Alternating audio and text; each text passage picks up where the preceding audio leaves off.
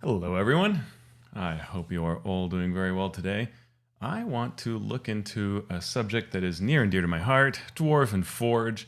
I talked about this last week, I think it was last week, in my last stream, where I looked at what I'd covered on my blog regarding Dwarven Forge, and that's this blog post here where I talked about how you can get all of these cool free adventures. And in the latest blog post, I look into how to mash up Tomb of Annihilation, the Dungeons and Dragons 5th adventure that's my favorite published official adventure, with the Dungeon of Doom, which is a project I got to be a part of, to work on to create this really cool adventure that highlights the Dwarven Forge terrain. So if you look at this blog post, it'll walk you through some of the ideas at a high level. It reviews what Dungeon of Doom is about, provides an overview of the concept of Dungeon of Doom and how you can link that into Tomb of Annihilation. And I love the idea of mashing things up. I'm a huge fan of running a published adventure and then making it my own. And making my own can include doing my own work, just adding things. So, for example, in Tomb of Annihilation, there are pirates, and they're just sort of in one area. By the way, this stream is going to have spoilers for Dungeon of Doom, and it's going to have spoilers for Tomb of Annihilation. That's just nothing I can avoid in covering this. But towards the end, I'm going to just focus on Dungeon of Doom, and that part will be spoiler-free in terms of Tomb of Annihilation. So try around the halfway mark of the stream if you are watching this on demand. All right, so I added to the pirate arc in Tomb of Annihilation a whole just custom piece that I made up that was a story about a lost city that's underwater, and it had to do with a god that one of the characters in the campaign was trying to explore and find more about. And so I added this whole thing about Thayan pirates and how the Thayans had taken over the pirates and just all kinds of neat stuff. We had a blast. We had a lot of ship-to-ship combat. We had underwater explorations, all kinds of 3D combats underwater. Really a ton of fun. So I love doing that kind of thing. I also like taking something that I really love that's like a neat adventure, encounter, whatever, and just mashing that into the published adventure. And this is an example of that. So what I did is I took the D&D's Tomb of Annihilation, which in that adventure, you start out in Port Nyanzaru, you go through the jungle, you have all kinds of things happen. You could just put parts of Dungeon of Doom there. So you could just take like a a series of 3 of the encounters from Dungeon of Doom and just have them be like a Forgotten Temple. And then later on, if you liked that, do another one. And that could work fine because a lot of these encounters, you could just run some of them and it works really neat. But what I actually did is go into, after you finish the jungle exploration, you find the lost city of Omu. And in it, you find a yuan tea filled area known as the Fane of the Night Serpent. And that area is really cool. It's a lot of fun. If I pull it up on D&D Beyond here, the Fane of the Night Serpent, there's Ras Nisi, who's a really cool NPC, and there's another Fenthaza. There's this faction aspect, and they are doing all kinds of sacrifices and trying to free Dendar, the Night Serpent, who is a god who is sleeping there. It's a big complex, and there are several areas that work really well as a place to add the Dungeon of Doom. So let me just back up and say, what is the Dungeon of Doom about? And then how can that link to the Fane and the Night Serpent? So the Dungeon of Doom is a trap-filled dungeon, kind of in a classic style, but it has a lot of new approaches applied to it, which is a thing I'm a really big fan of, right? Take the neat ideas out of classic play, the idea of a trap-filled funhouse type dungeon with a lot of surprises and tricks. But instead of making it just punishing, you died, go back to the beginning, let's add some modern things. Let's enhance what your character's doing. Let's create really neat role-playing opportunities. Let's create hard choices. And you'll see some examples of that that I'm going to cover today. But so Dungeon of Doom, its story premise is more than just, at first it seems like it's a challenge, a funhouse dungeon type challenge. And it does so in that you see, you first meet an enigmatic character known as Zaltar. And Zaltar, who is the character of the person who first founded Dwarven Forge, is sort of a very trickster mage kind of character. And he has gotten into trouble. So he sort of passes this off as a, hey, come do my funhouse dungeon, and if you win, you'll get all kinds of amazing rewards. Of course, you die if you perish, but so it goes. And that's all it seems to be on the surface. But even from the very beginning, you can pick up that there's more going on. And over time, you learn the story. And the story, big spoilers, is that he once had a partner named Sesul. Sesul turned on him and basically took this whole sort of soul engine they'd built and routed all the energy to herself. So she was vastly increasing in power. She was about to take over and probably kill Zaltar or turn him into some horrible beast. So he stopped her from doing that and locked her away. But he wasn't strong enough to defeat her, so you had to lock her away. And in locking her away, he bound her to that soul mechanism. So he needs more souls to keep her trapped. And that's where you end up in his problem. His predicament is he must bring people into the Dungeon of Doom. And if they die, well, hey, souls that power her prison and she stays trapped and he can continue doing his work and studies and other trickster things that he's up to. He has many nefarious plots, as you'll see in part 2 of the adventure.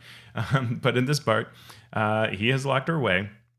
If you die, you strengthen her prison and keep her there. If you go to the end and kill her, well, great, you took care of that problem, and now he can just focus on his studies. The only bad scenario is if you happen to free her and fail to kill her. But he's hoping that the dungeon is so deadly that if you make it to the end, you're good enough to prevail. And that's generally what's going to happen with a good party. That actually works really well with Fane of the Night Serpent, because what in Fane of the Night Serpent, what the Yuan Ti are trying to do is free Dendar, who is presumed as sort of close. He's in some other plane, but is sort of close to the area of Chult. So by focusing their power here, doing blood rituals and everything, they hope to get Dendar to escape. Dendar is like a giant snake god that will come out and basically consume the world the way that a serpent eats an egg. So good times. So either of these locations, this number 7, which is like a scrying pool to speak to Dendar, 6, which is a room that is a sacrificial altar, and then the blood sort of runs into this blood pool, and this blood pool itself works really well. I love this cool room, this room number 9. So that's what I did, is I had it be that when you conduct a blood ritual, this area becomes a gateway to the Dungeon of Doom, and then you start the Dungeon of Doom. And I thought that was a really fun thing. It worked really well in my home campaign when I added it there. So you can find some more details on the blog of what I do, what I suggest here around how to changing up that storyline, what it basically means. And what works really well is there are these like, I think they're called Banrei, that are the kind of angelic looking servants of Ubtao, the god of Chult. And Ubtao is a primordial who accepts watching over Dendar, the night serpent, but then sort of departs in disgust of how humans are, departs the realms, and sort of leaves his followers behind. So I like the idea of Sesul and Zaltar being guardians who stayed in the Dungeon of Doom to keep Dendar away. But Sesul becomes corrupted. Zaltar realizes this. He binds her to it. And now Sesul is sort of a demigoddess infused with Dendar's power. If she breaks out, Dendar will break out. And that lets us mash up Tomb of Annihilation, Dungeon of Doom, story-wise. Zaltar, yeah, he's a trickster kind of guy. He's the least angelic of any of Ubtao's guardians. He's a trickster character, and he is taking this huge risk. He's allowing these sacrifices that the Yuan Ti are pouring into this place to fuel Sesul's prison, with the risk that maybe they will free her, but maybe they'll defeat her too. So he's willing to put up with that, and he's not going to tell you exactly what's going on when you show up at first. The Yuan Ti, Ras Nisi, Fanthaza, they don't know what's inside the Dungeon of Doom, because once you go in, you can't come out once you accept the challenge. So they send sacrifices, they send Yuan Ti in, they never come back. They just know this is the area that somehow leads to a gateway to Dendar. And that creates our nice story premise that we can use. I do an overview of the various encounters that are in Dungeon of Doom. You have a nice 15 encounters, some of which are just enormous, huge set piece places. So let's take a look at some of those. There's a little palette cleanser. I want to remind you of something that's kind of neat too. If you do have Dwarven Forge terrain, or if you're just curious how a set is put together, you can go to their build guides under the how-to section. And they have been adding a lot of documents, and sometimes they do a little bit like a stealth basis, like they don't necessarily announce it, but you can see how is a set created, what does it look like. This can also help you shop for parts if you want to know, how something put together. They have various encounters they've featured, so you can see everything: Hellscape, Caverns Deep, Dungeons of Doom, and so all of these documents will show you how to put together. And you can see they really break it out, so you know how every piece fits together to make the terrain. All right. Last stream, I shared how you can get the modules by going to the galleries section, modules. And once you click on Dungeon of Doom, then you'll find there's a web version and a super beautiful print version. I'm going to look at the web version. I was, again, really happy to be one of the people working on this project. A lot of the story came from Nate Taylor. He's amazing. But a number of other people contribute, and I worked on it, and then they edited and developed and stuff like that. But this was an amazing project. This document is I just clicked on something random. This project has more than 350 pages to it, so this is an enormous free adventure that you can get. And you can see here some of the layout, how all the rooms connect together, and it spans 2 pages. Everything is hyperlinked, and so I may erroneously click on things periodically. But I want to review a couple of these and show you sort of what we did for the approach, so you can make the most out of Dungeon of Doom. You get an introduction that tells you all about what we were trying to do when we created this adventure, what the point of it is, the setting that it's set in, which is the world of Mithras, near Valoria. Those are, if you've at all kind of tuned into anything that Stefan, the founder, does when he runs live streams or anything like that. This is all within that world, but easily fits any world. Most of this is going to be, well, really, the entirety of this experience will be in the dungeon. So what the world is outside is completely up to you. We have an overview of the story. This was also on my blog. And something that's important to know is what levels does this adventure carry or support? It supports levels 1 to 10, but usually when like an adventure says that, it means you start at level 1 and you end at 10. This allows you to start at 10 if you'd like. So every encounter is scaled fully to support anything from a first level character to a 10th level character. And we work to make the story make sense and support that as well. So the challenges are appropriate. The idea that there is a demigoddess at the end is quite scary for first level characters, but because of how they will be empowered, it makes sense that they could take it on. And similarly, 10th level characters can, of course, face that kind of a threat as well. We use a scaling thing based on your average party level. So you take the level of every character in the party, divide it by the number of characters, that's your number, and you round up, and that's your APL. So if the average party level is 2, okay, that's APL 2. And then you can look at the chart when we provide any kind of, whenever you encounter a difficulty that would scale or a damage that would scale, it'll appears as a print with 3 numbers.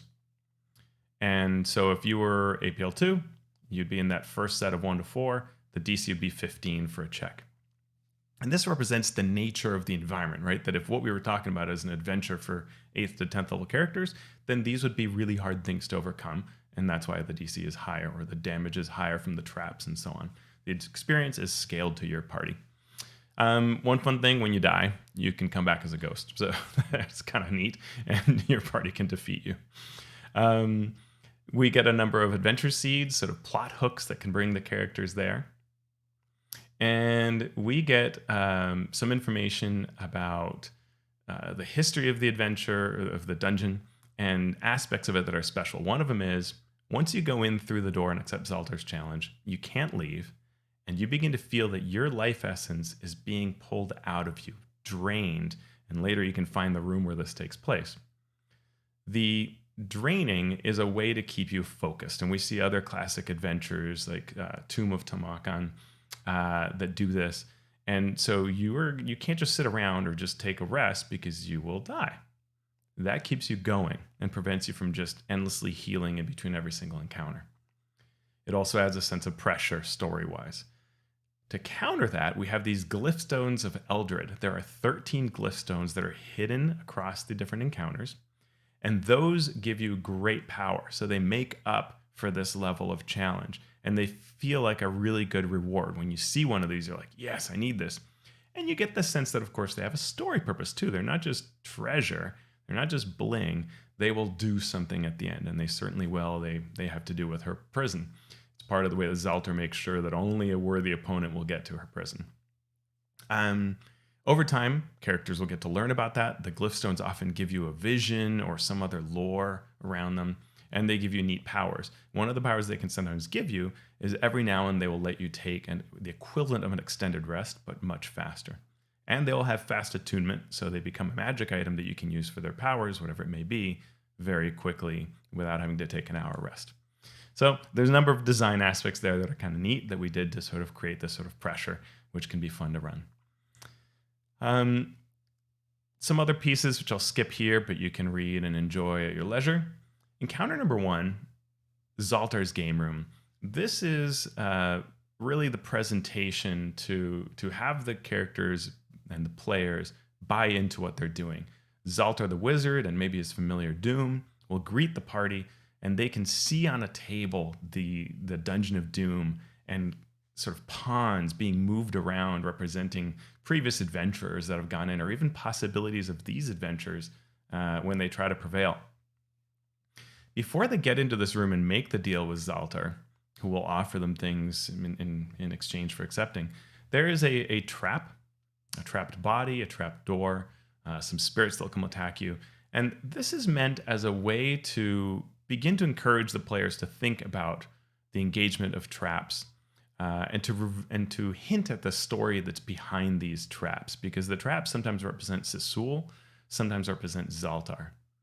And this starts to show you that, and there's a method by which if you get hit by the traps, you can see through illusions. In fact, you can see through Zaltar's illusions that he's done to try to cover up Sisul's influence. So there's some story aspects there that get you going. And the idea of the spirits is very important because your life force is going to be drained. So the idea that you come back as what's called a Maragast is a big deal. We see here again that what we talked about with the DC, you have 3 values. So depending on the level at which you're running the adventure, then you use the particular value. I think it's a good system to use. There are a lot of handouts, and they're all hyperlinked, so you can go straight to them. Same thing for new monsters. There are a lot of cool new monsters in this adventure that I had a blast designing. We would, toss ideas around to the team and then really create really fun concepts to work with the wild creative ideas that the Dwarven Forge team has. Monsters come in tables so that you can see at your particular average party level what they face. And then there's lots of treasure in here. This is the kind of thing where you have a lot of fun meeting it. And one of the things you can do is if you're mashing up with Tomb of Annihilation, you can run all of this and then decide at the end, what treasure should they keep? They should definitely keep some, but maybe not the glyph stones, or maybe some of them. And so that is something you can decide at the end of it. This high reward, high risk system, what should they retain at the very end? I love the way this adventure is produced. I turned in a Word document, and this is what comes back. It's so pretty with all the art using actual minis and terrain and all the treatments they do to the paper. So yeah, you've got a lot of role playing, from the very beginning, so it doesn't feel like you're just running into a random dungeon. And now let's take a quick look before we wrap up this video. I want to take a look at a particular encounter and the type of design choices we made and why it makes sense to mash it up, and why you're going to have fun mashing this up into Tomb of Annihilation or some other experience, some other adventure of your own, or an official adventure that's out there. So Encounter 2 is called Arcane Alcove. And this really represents my take on what I like to see as a sort of death trap dungeon experience that is based on the ones that I've enjoyed the most, right? It's all based on standing on the shoulders of the giants that have made really cool experiences in the past. What I like for those kinds of experiences is that there is a sense of causality, of responsibility, right? Cause and effect. You're going to do a thing as a player, and it's going to have an impact. And so your approach matters. How you think about things and analyze things will matter. It'll be rewarding, but also it'll be fun and surprising at times. And we're going to see that Arcane Alcove delivers on this. I also don't want it to just be pit traps and spear traps, and you just take damage, and it's war of attrition, and you're running out of hit points. And then at the end, you're just sort of like feel like you've been beaten up for a really long time. I want there to be interaction and story and choices and lore and things like that. So we worked as a team to really come up with that. If you're using Dwarven Forge terrain, there are tips for sort of presentation given throughout the adventure, but also you don't have to use the Dwarven Forge terrain. And you don't even, or you can use some of it. Like I own parts of Dungeon of Doom, but also older sets, and I was able to recreate everything just fine. In fact, a lot of the pictures that you see, like the one below me right now, it's all based on the previous, like the builds with pieces that I had, and some of them come from previous sets rather than the actual set. So this is not 100% a faithful reproduction, which is, I think, is cool. So, let's see. So, and I'll show you some other art over time here. Let's see. Yeah, so that's the entrance chamber there. You can see. Yeah, and that's one of the final battles. So, all right, back to Arcane Alcove. So this room is actually connected very strongly to a second room that appears to the north. And so your party's going to come here, have a role-playing experience with a door. More on that to come. Then they have to decide whether they're going to, well, then they will, assuming they continue to brave this experience, they will go through a scything blade trap to a door and into the other room, get a key, come back, open the door, and face the rest of his encounter. So let's focus on those aspects that are here in this map. The first thing is the warded door, and this was an idea I had from when I was running a D&D Encounters session during 4th edition, and there was something that was very combat heavy, and it lacked any role-playing, and there was a door, and so I said, well, let's just put a magic mouth type thing on that door. And so I actually made the mouth, I ended up making them on the fly, I just made the mouth huge, or the door a huge mouth, and it had this big maw that would sort of open and close as it talked. So you're looking at it and talking to it, and you're like, can I try to just jump through it? But maybe it's safer to answer its questions, which of course it is. And so when you begin this experience and you meet this door, a mouth will form on it, and it will speak to you, and it will ask you various questions. These are questions about other party members, choices you might make, and the whole point is to make you think about your character, the party, just get into your personality a bit and actually make you. So if you're starting out this experience, maybe you haven't fully thought about your character, this helps you do so. If beyond me lies a great treasure, what would you wish it to be? What do you fear most, horrid traps or terrible monsters? If you had to save only one of your friends, which would it be, right? And in return, the characters can answer questions, ask questions, and the door will answer, and it has some ideas of the type of information that it can provide back. So you get this sort of tit for tat information exchange. This, by putting this right up front in the dungeon, we're letting the players know, hey, this is not just a combat fest, not just a trap fest, and thinking and talking and interacting will have an effect. And it is possible to bypass the door. It's not easy, but it's possible. But now we're going to go through the scything blade traps, and this is fairly straightforward in that it's a blade trapped hallway. There's several spots where these swinging blades will come out, the scythes will come out and try to cut you, and you can try to evade that. And those are, skill checks, and a clever rogue is supposed to be able to get past them without too much difficulty. There's one last thing, which is that if you didn't get past them, then there's an extra penalty kicker, because when you get to near the door, that sensor has been activated by a scything blade going off, and it'll activate a gust of wind that may push you back into the blades again for more carnage. But if you get through all of it, you see that all of this existed, and sort of like Indiana Jones in the movies, you kind of go like, oh yeah, that would have been terrible. Only the penitent man shall pass. I did it. Hey everybody, aren't you happy you have me in your party? So you'll go to the other encounter, you'll come back with a key.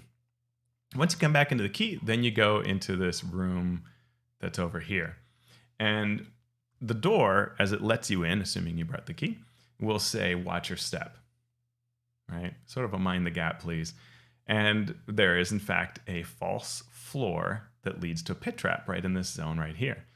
And So it's fun. We're tipping the players off to the existence of this trap. And they will probably, as the playtest parties did when I ran it, check for traps and sure enough detect that there is a false floor. Now, what might they do when they find that there is some sort of a pit in front of them? Probably jump it. And in fact, the way that jumping works in 5th edition, this is an automatic jump.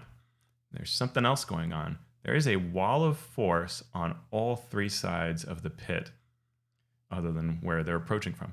So if they just jump, they will hit the wall of force, hit the pit trap, and go and fall into the spikes. So this is a case where finding the trap may lead you to feel you're being super clever, but there's this secondary thing. On the other hand, ending up in the trap is not the worst thing, because down there is a body, there's treasure, and there is the way to open the wall of force up. So you actually have to go into the pit trap and open it. Now, a very clever person might find the pit trap, open it up and see what's inside. Hey, let's fish out that body. Oh, look, there's a lever under it. Hey, let's hit the lever. What did it do? Oh, there were walls of force. So you could throw a stone and, it bounces off. So, you can't jump it. Anyway, and you also see at the end, there's a glyph stone. So the first of those power-up glyph stones is there. It's a lot of fun. But that's not it. That's not all. There are also these 2 serpent pillars, and the serpent pillars will speak with you and present a riddle. And on purpose, this is a very easy riddle. And this is a thing that I believe in doing, is to really think about the kind of mood swings and tempo of an adventure, the beats that the story has. So if we go through a trap-filled, blade-filled hallway, and then maybe we, under the worst situation, we had that, we got beat up a bit, then we go and we run into an invisible wall and fall in a pit and go through all that, that's a little painful. So the riddle that's here is one that's supposed to be fairly easy. The whole point is that players feel clever for thinking about the answer to it. The snake, they're basically Medusa pillars, and they have their eyes are closed, and they say, "My face you may gaze upon, and a queen or king you will likely behold. If you need to know my worth, my tail you should gaze upon instead. What am I?" So king or queen, if you look at my face, but if you need to know my worth, my tail's what you should look at. And the answer is a coin, because you usually have the denomination on the flip side, and then a king or a queen, somebody famous on the other side. So that is, if you answer a coin, then they will tell you information. But what's fun is they offer to tell you a tale of either Saltar or of Sisul. So do you want to know more about the person who you just made a deal with to get into this dungeon, or do you want to know more about this other enigmatic creature? Similarly, there was a hint about this scything blade trap. One of the ways you can bypass it is that the door, if you role played with it well, it'll tell you basically a variation on the what walks on 4 legs, 2 legs, in the morning, then 2 legs, then 3. It's a variation on that. And it says that you have to mimic the masters, and names both Zaltar and Sisul, the serpent who walks outright. And that you have to sort of mimic how they would walk, because they either have a tail or a cane. And that is also meant to be something that's fairly simple in a way to get past this trap. So all of this creates hopefully interaction, engagement, and a high interest level, but has some surprises for you depending on how you do it. The chamber that you had to go to get the key in is another fun one. I'll just quickly talk about. It has levers that open sort of doors opposite to them, and in each is a trapdoor, and you have to figure out a puzzle that's based on alignment to decide how to handle this. And it sort of involves killing the creatures that come out of it and putting them into the right alignment areas. And the one problem is neutrality, but there is a person who shows up. They sort of teleport or appear in the room, and they're a noble who may be part of one of the adventure hooks. And the reality is, if you look at them carefully, you realize they're actually dead. And so they are the neutral person, and you can place them into the special rune area, and that will activate the trap. But you have to roleplay with them to convince them that, hey, you are dead, and you must accept this, and hey, you could do something good for us. And then they'll go along with it. And that gets you the key, so you can come back to claim the key from the central area and come back to the door in that chamber that we saw. So that's the very beginning of Dungeon of Doom, we've just taken a look at the first couple of rooms, I think the first 3 rooms that are in it, and the kind of design concept. And so you can see how adding this sort of experience into the Fane, and as time goes on, learning more about these. So we just did, these 3 areas. As you learn about Sesul, the danger she presents, and especially when you get to this room 12, it will have all the information for you about the souls that are being drained and why. Then that leads you to this sort of epic feeling of what you're up against and what you will need to do to get all these glyph stones and get out of here, but also face this danger. Then the result will be you'll come out of the Dungeon of Doom back into the Fane of the Night Serpent. And if you've failed, well, the world's over, so that's very bad. You'll have to think about how that campaign, but maybe Dendar's not coming immediately, and so if you can vanquish all of Tomb of Annihilation, maybe there's still a chance to go against the coming of Dendar, which could be an awesome next part to your campaign. Or you probably defeated Sesul, and Dendar now will not escape for a very long time. The chances of Dendar coming out have really gone down. And the Yuan-Ti sense this. So when you come out, the 2 factions, whichever one sent you in there or was closest to being responsible for you going in, they are the losers right now. And all the other Yuan-Ti try to murderize them. And that's when you can escape the Fane. The other thing is if Yuan-Ti sent you in, they will give you what you need in Tomb of Annihilation, these puzzle cubes. They'll give you that in escape for getting out of there. So all of that will hopefully make for a very memorable experience with Tomb of Annihilation and the Dungeon of Doom. So I hope you've enjoyed this video, and I'm curious if you're watching this. I guess that's how we'd be having this conversation. Tell me, would you like me to go into more detail about mashups? Are you more interested in my talking through the design of Dungeon of Doom? And another aspect I'm curious about is, so, what do you want to see me stream about in terms of Dwarven Forge, Dungeon of Doom, Caverns Deep, these other adventures, Dwarven Forge adventures, and official adventures, any of that. Let me know what you'd like to see more streams about. 2, when it comes to covering things, to what extent do you prefer that I cover it on the blog versus video? Or do you like kind of how each of these can offer a different opportunity? That's what I'm thinking, but I want to know. Let me know. Really appreciate it. If you like this video, I hope that you will consider supporting me. I can be found on the web at alphastream.org. You can also leave comments on YouTube or join my chats when I'm streaming and talk to me on Twitch. You can find all of my products through alphastream.org. You can also support me on Patreon and Ko-fi. They both work exactly the same. Ko-fi gives me a slightly bigger cut, but Patreon's more convenient for others. If you become a monthly supporter, you get access to the products you see here free. And we also, you'll be part of the community on Discord, and we can talk about these kinds of questions of what we should cover in the future. Thank you so much. I appreciate you all, and I'll talk to you next time.